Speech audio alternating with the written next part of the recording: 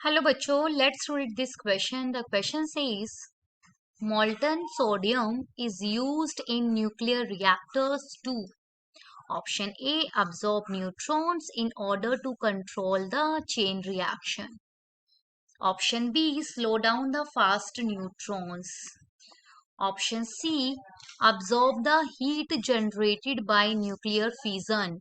Option D extract radioisotopes produced in the reactors. So what is the key concept here बच्चों? What is the key concept here?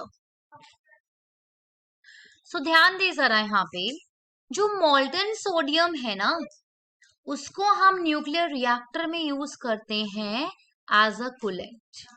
As a coolant हम use करते हैं. क्यों? क्योंकि जो molten sodium है उसकी कंडक्टिविटी जो होती है, थर्मल कंडक्टिविटी, वो काफी हाई होती है. इसलिए हम इसे एज अ कूलेंट यूज करते हैं due to its high thermal conductivity.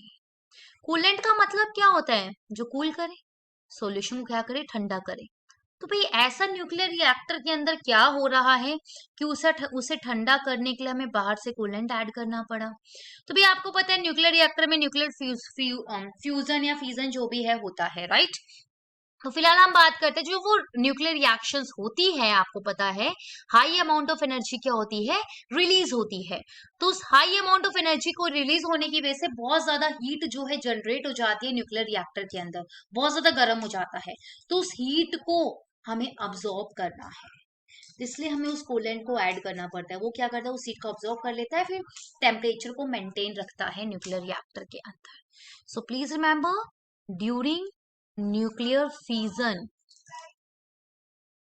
या जो भी न्यूक्लियर रिएक्शंस की हम बात करें या फ्यूजन जो भी है, क्या होता है, high amount of energy release होती है, high amount of heat produce होती है, आप ऐसा बोल सकते हो.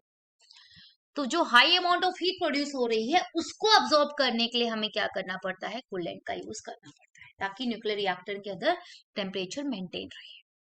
Is it clear? So the final answer is option C. Molten sodium absorb the heat generated by nuclear fission. ठीक है.